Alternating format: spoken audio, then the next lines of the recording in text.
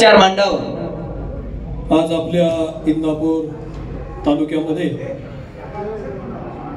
महाराष्ट्र राज्य विधान परिषदेचे सभापती आमचे मार्गदर्शक सन्माननीय राम शिंदे सर यांचा इंदापूर तालुक्यातील सर्व युवक बांधवांनी आज जो सत्कार समारंभ आयोजित केलेला आहे, या कार्यक्रमाला उपस्थित असलेले इंदापूर तालुक्याचे लोकप्रिय आमदार आणि महाराष्ट्र राज्याचे कॅबिनेट मंत्री आदरणीय बर्णे मामा, भारतीय जनता पार्टीचे जिल्हाध्यक्ष वासुदेव नाना काळे व सर्व व्यासपीठावर उपस्थित असलेले सर्वच मान्यवर, आज शिंदे साहेबांच्या बाबतीमध्ये आता माऊली वाघमोडेंनी सांगितलं, शिंदे साहेबांचा जो प्रवास आहे हा 2009 पासून आम्ही शिंदे साहेबांना अतिशय जवळून, जसं त्यांच्या तालुक्यातल्या कार्यकर्त्याला साहेब वागणूक देतात तेवढीच जवळकीची, तेवढीच मायेची वागणूक आजपर्यंत साहेबांनी आम्हाला दिलेली आहे।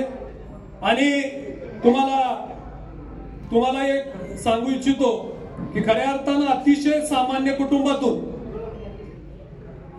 सामान्य कुटुंबातून एका शेतकरी किंवा सालकरी कुटुंबातून शिंदे साहेबांनी आपल्या राजकीय जीवनाची वाटचाल केली। आज साहेब आपल्यामध्ये महाराष्ट्रातील सर्वोच्च पदावर विद्यमान झाले, परंतु चौंडी सारख्या पुण्यश्लोक अहिल्यादेवी होळकर यांच्या जन्मगावातून त्यांचा वारस म्हणून खऱ्या अर्थानं त्यांची राजकीय आणि सामाजिक घोडदौड सुरू झाली। एक 1200-1250 लोकसंख्येच्या असणाऱ्या गावामध्ये साहेबांनी सुरुवातीला सरपंच पदापासून आपल्या राजकारणाचा श्रीगणेश केला आणि आपली पक्षाबरोबर असणारी एकनिष्ठता त्यांनी भारतीय जनता पार्टी बरोबर जी सुरुवात केली ती आज तागायत त्यांनी भारतीय जनता पार्टी बरोबरची आपली एकनिष्ठता दाखवली, त्यामुळे त्यांना खऱ्या अर्थानं जी संधी प्राप्त झाली। परंतु कितीही सामान्य कुटुंबातले जन्मले तरी इच्छाशक्ती प्रबळ असणं ही खऱ्या अर्थानं शक्य असल्याशिवाय इथपर्यंतचा प्रवास अशक्य आहे। आज कर्जत जामखेड सारख्या 2 तालुक्याचा मतदारसंघ असताना सुद्धा सुरुवातीला साहेब अतिशय कमी कालावधीमध्ये आमदारकीची संधी त्यांना मिळाली, त्या ठिकाणी त्यांना यश मिळालं। त्यानंतर 2014ला आम्ही माऊली असेल, आम्ही सगळ्यांनी पंढरपूर ते बारामतीचं एक आंदोलन उभा केलं होतं। त्या आंदोलनामध्ये शिंदे साहेब पंढरपूर पासून आमच्या बरोबर प्रत्येक टप्प्यावरती मुक्कामाच्या आमच्या बरोबर चालत असायचे, त्या आंदोलनाचे अपडेट घेत असायचे आणि रोज संध्याकाळी काय चाललंय, कसं चाललंय, हे आंदोलन कसं वाढलं पाहिजे आणि सामाजिक भूमिका आणि त्या समाजाला न्याय कसा मिळेल यासाठी सुद्धा त्यांनी काटेकोरपणे लक्ष देऊन आमच्यासारख्या कार्यकर्त्यांना पाठबळ दिलं। आज 2014ला त्यांनी विधानसभेची निवडणूक जिंकली, राज्याचे गृहराज्यमंत्री झाले। गृहराज्यमंत्री झाल्यावर सुद्धा त्यांनी जो काही या महाराष्ट्रामध्ये नावलौकिक केला आणि त्यानंतर त्यांना बढती मिळाली आणि ते कॅबिनेट मंत्री झाले। 2014चा प्रवास झाला। महाराष्ट्रामध्ये शिंदे साहेबांचं जे नाव आहे हे अत्यंत चारित्र्य संपन्न आणि पारदर्शक, कुठेही एवढ्या मोठ्या राजकीय पद भूषवली, अहिल्यानगर जिल्ह्याचं पालकमंत्री पद भूषवलं, जलसंधारण खात्याचं मंत्रीपद भूषवलं, पणनचं मंत्रीपद भूषवलं, यासारख्या अनेक विविध खाती त्यांनी अतिशय चांगल्या पद्धतीनं देवेंद्र फडणवीस साहेबांचा विश्वासू कार्यकर्ता म्हणून त्यांनी सांभाळली। परंतु आपल्या कारकिर्दीमध्ये एकही भ्रष्टाचाराचा आरोप आजपर्यंत त्यांच्यावर कोणी करू शकलं नाही आणि म्हणूनच अहिल्यानगर मध्ये परवा जे भ्रष्टाचार विरोधी आंदोलन करणारे लोकनायक आदरणीय अण्णा हजारे साहेब यांनी सुद्धा महाराष्ट्रामध्ये ते कोणत्या राजकीय कार्यकर्त्याच्या सत्काराला जात नाहीत, परंतु ते आदरणीय शिंदे साहेबांच्या सत्काराला आवर्जून उपस्थित राहिले आणि त्यांनी सुद्धा साहेबांना एक प्रशस्ती पत्र आणि शाबासकीची थाप दिली।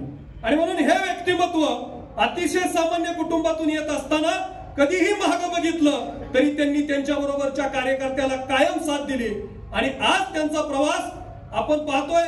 कर्जत जामखेडमध्ये अतिशय युद्ध 2019-24च्या निवडणुकीमध्ये झालं आणि त्या निवडणुकीमध्ये अवघ्या 1200 मताने म्हणजे 650 मतं जर पडली असती तर शिंदे साहेब विधानसभेमध्ये आज आपल्याला दिसले असते. परंतु आपल्यासारखा कार्यकर्ता समाधान मानतो. एखादं पद मिळालं की आपण म्हणतो एक पद आहे, काय करायचं आता एवढ्या मोठ्या घराण्याच्या पोराच्या विरोधामध्ये लढायला.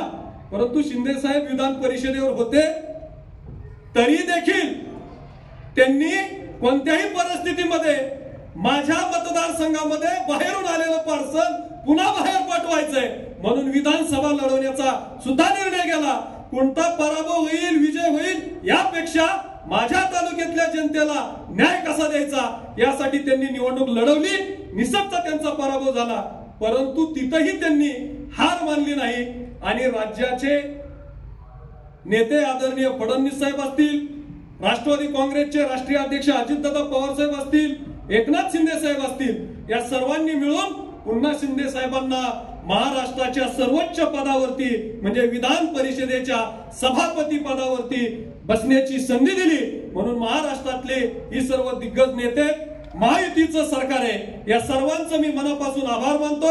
अहिल्यादेवी होळकरांचं वंशज म्हणून ते राज्यामध्ये काम करतायत. आणि आपण पाहिलं की अनेक मंत्री, अनेक मुख्यमंत्री किंवा अनेकांना वेगवेगळी पद असतात, परंतु सुसंस्कृतपणा ही शिंदे साहेबांनी कसा जपला त्याचं उत्तम उदाहरण आहे. परवा त्यांची निवड झाल्यानंतर या देशाचे पंतप्रधान नरेंद्र मोदींनी त्यांना वेळ दिली, भेट दिली आणि आपल्या संपूर्ण कुटुंबासह आदरणीय पंतप्रधान नरेंद्र मोदींच्या निवासस्थानी आपल्या आईला, पत्नीला, मुलाला सगळ्यांना घेऊन शिंदे साहेबांनी नरेंद्र मोदी साहेबांच्या निवासस्थानी त्या ठिकाणी भेट घेतली, बैठक घेतली, राष्ट्रपतींनी वेळ दिली. म्हणून हे नेतृत्व हे अत्यंत गतीने पुढे जाणारं नेतृत्व आहे. शिंदे साहेबांचे अनेक प्रसंग आमच्या जीवनामध्ये आलेले आहेत. त्यांनी अनेक वेळा आम्हाला अतिशय चांगल्या पद्धतीनं साथ दिली. जिथं जिथं वेळ आली तिथं तिथं त्यांनी आमच्या पाठीमागं उभा राहण्याचा प्रयत्न केलेला आहे. आदरणीय मामांनी या ठिकाणी शिंदे साहेबांचा इंदापूर तालुक्याच्या वतीनं सत्कार आहे म्हणून मी शिंदे साहेबांवर अधिक बोलतोय. मामांचं काम आपल्या तालुक्याला सगळ्यांना माहिती. मामा सुद्धा एक आरोग्य दूत म्हणून, आपल्यातला एक सहकारी म्हणून मामांचं काम आपल्या सर्वांना परिचित आहे. म्हणून मामांसारखं सुद्धा नेतृत्व आपल्या सर्वांच्या बरोबर आहे. शिंदे साहेबांना मी आजच्या या कार्यक्रमाच्या निमित्तानं मी इंदापूर तालुक्यातल्या आमच्या सर्व तमाम जनतेच्या वतीनं मनापासूनच्या शुभेच्छा देतो. आपलं कार्य हे दिवसांदिवस असंच बहरत जावं आणि आमच्या सारख्या सामान्य कुटुंबातील कार्यकर्त्यांना जी तुम्ही आतापर्यंत मायेची सावली दिली ती सुद्धा सावली येणाऱ्या काळामध्ये सुद्धा आमच्या पाठीमागं उभी राहावी अशा पद्धतीची अपेक्षा व्यक्त करतो आणि मी माझ्या वाणीला या ठिकाणी पूर्ण विराम देतो. जय हिंद, जय महाराष्ट्र. धन्यवाद डॉक्टर साहेब. यानंतर इंदापूर तालुका भाजपा अध्यक्ष माननीय तेजसजी देवकाते साहेब, आपण 2 मिनिटांमध्ये